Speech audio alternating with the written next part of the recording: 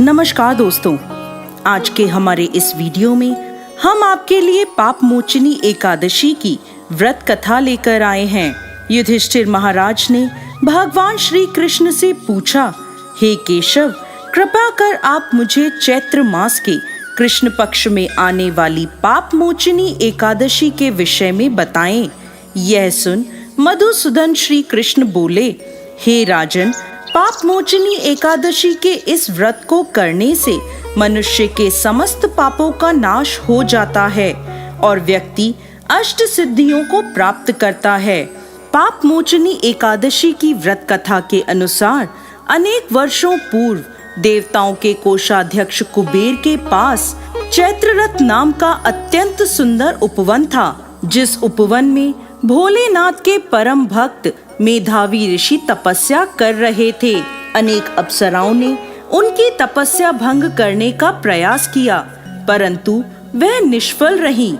इसीलिए मंजू घोषा नाम की एक अप्सरा ने ऋषि की तपस्या भंग करने का निश्चय किया। मेधावी मुनि के आश्रम से कुछ दूरी पर वह मधुर वीणा बजाने लगी और गायन करने लगी।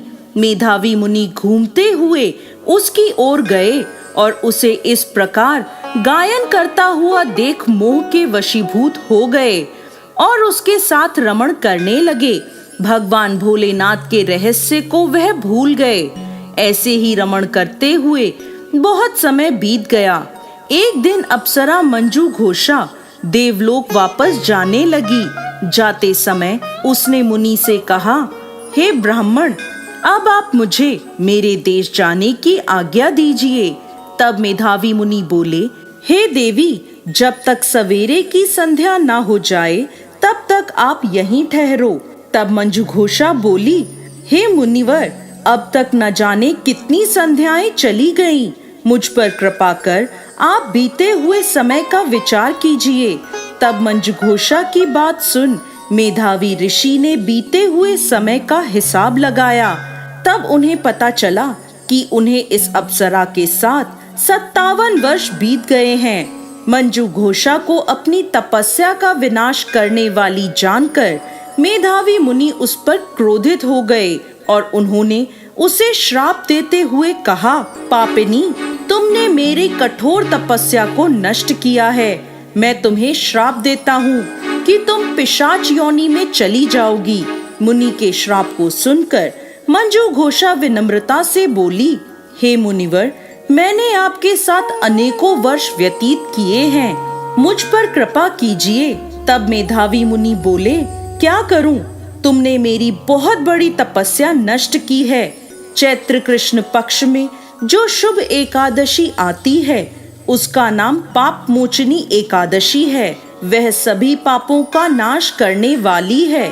हे सुंदरी, इस एकादशी का व्रत करने पर तुम्हें पिशाच योनि से मुक्ति मिल जाएगी। ऐसा कहकर मेधावी मुनि अपने पिता च्यवन मुनि के आश्रम में चले गए। उन्हें देखकर च्यवन मुनि ने पूछा, बेटा, यह क्या अनर्थ कर दिया? तुमने तो अपने पुण्यों का नाश कर दिया।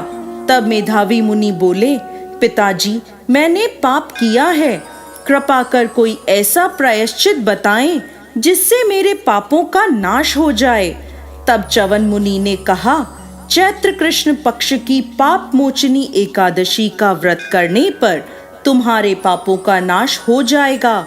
यह सुन मेधावी मुनि ने विधि पूर्वक पाप मोचनी एकादशी का अनुष्ठान किया, जिसके प्रभाव से उनका पाप नष्ट हो गया और वह तपस्या से परिपूर्ण हुए।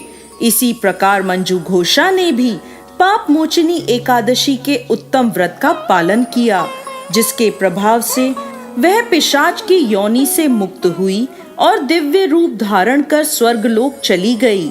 हे राजन, जो मनुष्य पाप मोचनी एकादशी का व्रत करते हैं उनके सभी पाप नष्ट हो जाते हैं और पाप मोचनी एकादशी को पढ़ने और सुनने से सहस्त्र गोदान का फल प्राप्त होता है। यह व्रत बहुत पुण्यकारी है। जय श्री हरि विष्णु।